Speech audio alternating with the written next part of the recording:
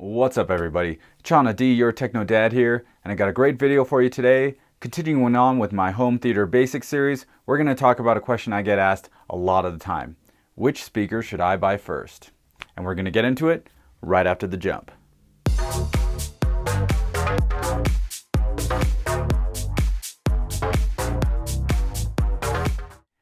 And I'm back.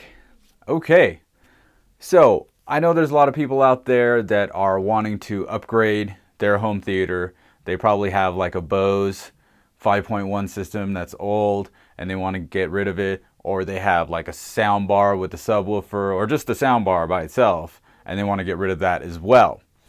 I actually just fielded a question today, in fact, about what to buy first, and guys got mains, doesn't have a sub, doesn't have a center, doesn't have surround. So we're going to kind of talk about that.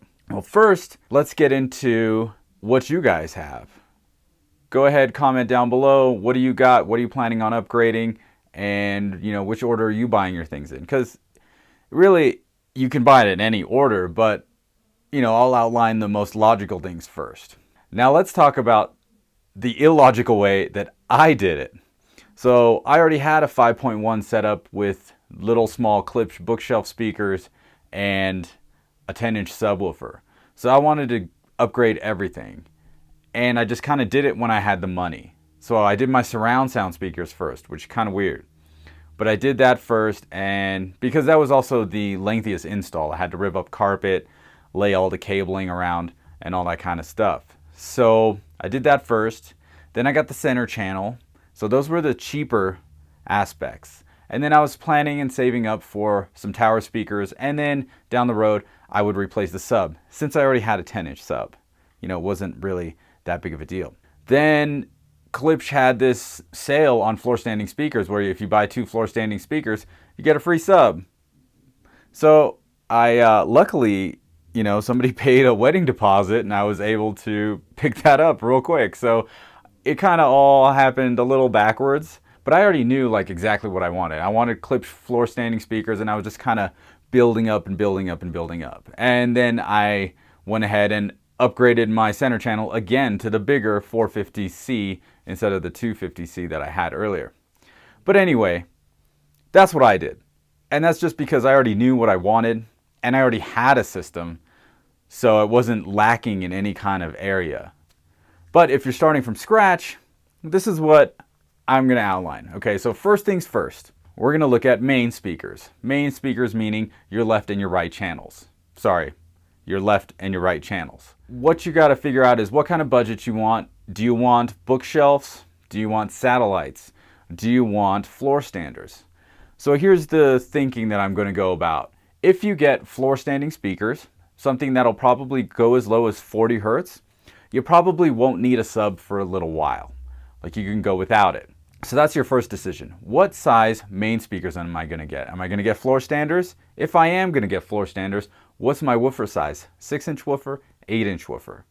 Those are definitely questions you're going to have to answer, and price is going to be dependent on your answer, obviously. You can do without a sub, and then you can either, as your second step, go with the center channel or go with the sub. Now, if you're going for any kind of bookshelf or satellite speaker, you're going to want to buy those and buy the appropriate height stands, of course, don't forget that. Then look into a subwoofer, because you're not going to have much bass, and for whatever it is you're watching, you're definitely going to want that bass before you get a center channel. Now, before you buy the center channel, and if you just have your mains, whether they are the floor standards or the satellites with the sub, you can tell your AVR in its setup to have a center channel, and they will route the vocals to your main speakers. And if your main speakers are set up properly, you can have what's known as a ghost center channel. And that should tide you over until you can buy a center channel. So let's say you went ahead and bought the floor standing speakers. So now our second step is to figure out center channel or subwoofer. It really all depends. If you're a person that likes to listen to 2-channel music a lot, then I would say go with the subwoofer. If you're someone that watches a lot of TV and movies, I would say go with the center channel. Now, if you're somebody that does both, well, shit, it's up to you. But that would be your next step. You got to figure out you're going to buy a center channel first or a subwoofer. So that's your kind of decision there. Right now, let's talk about the center channel. Now, I've read plenty of places saying that the center channel is the most important part of your home theater, and it definitely has a huge role to play.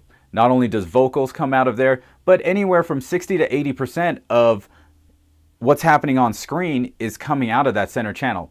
Obviously, it depends on who's mixing it in the studio and all that, but it is part of the equation. One thing you need to know about center channel purchase, it doesn't have to, but it's always better to have it match with your main speakers. The reason being, you want to have the same tweeter, you want to have the same mid-range drivers as your mains.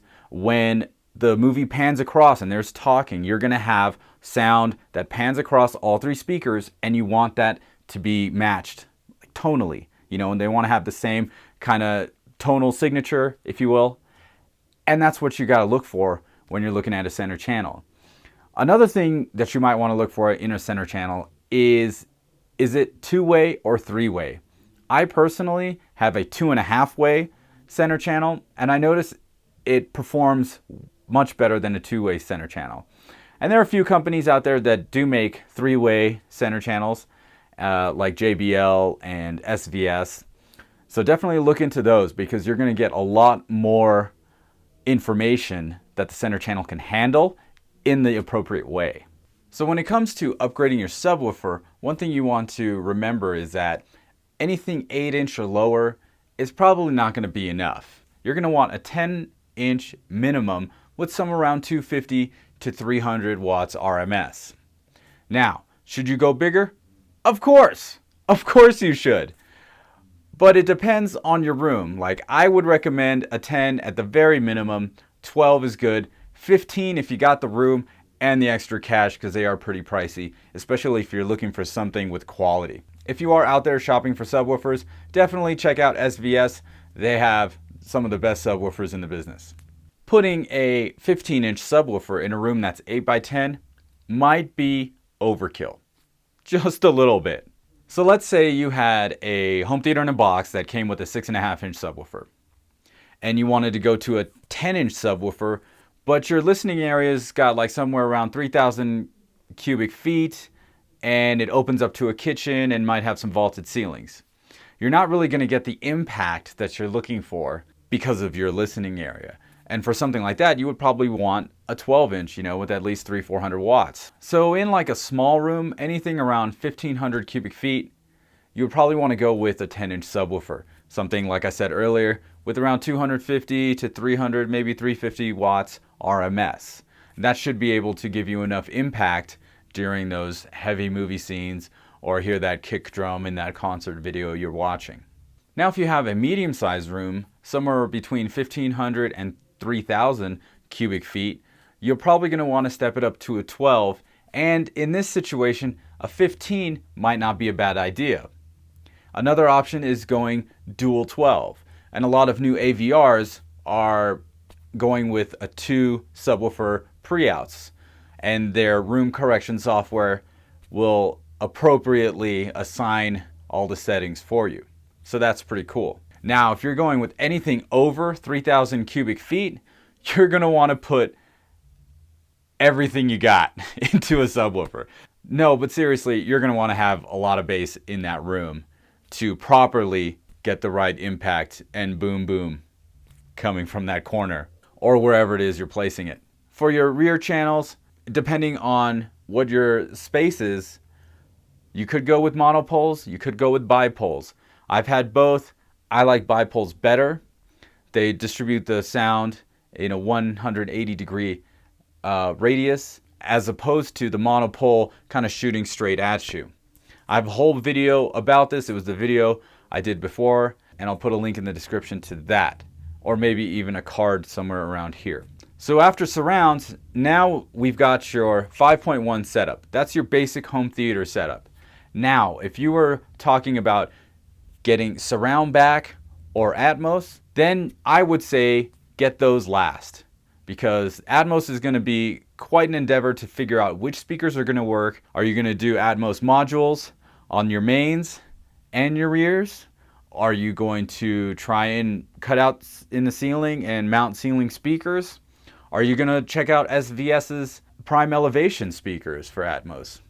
There's a lot of options, and you know, when you get your 5.1, your basic 5.1 setup, then I think is the best time for you to move on to those kinds of things. Surround back if you have the room, and then Dolby Atmos if you're really into it and want to take the jump into doing a ceiling install. If you want to try the ceiling bounce, cool. I don't recommend it, but you know, you can go ahead and try that. But I believe the SVS elevation speakers are a good option for side wall mounting and having the information delivered down toward the listening area. They look like a great contender, and I'm hoping to try some out soon. We'll see what happens. Okay? All right, so to wrap it up, there are a few ways to start this process. I recommend starting off with your mains. If you're going with bookshelves or satellites, you're definitely going to want to buy a sub next. And then move to your center channel, and then go to your rear channels, and then your back channels or your height channels or Atmos or DTS:X channels. If you're going to go the route of floor standards that have good bass response, you could probably get away with going floor standards, then your center, then your sub, then your surround, then your back or height channels, you know, depending on, do you want 7.1.2 or do you want 5.1.4? I've heard that Dolby recommends 5.1.4 over 7.1.2 configuration because you just get a better Dolby Atmos experience with the 4 ceiling speakers or height channels. So that's pretty much it. I hope this answers a lot of your guys' questions. If you have more questions, feel free to ask them down in the comments below. I'll be happy to answer them. And if I don't know the answer to something, I'll either tell you or I'll research that shit and tell you in the comments below. So that's it for today. If you like this video, go ahead, give it a thumbs up, and don't forget to subscribe to my channel using the button in the middle of your screen. And once again, my name is Chana D. I'm your Techno Dad, and I'll see you next time.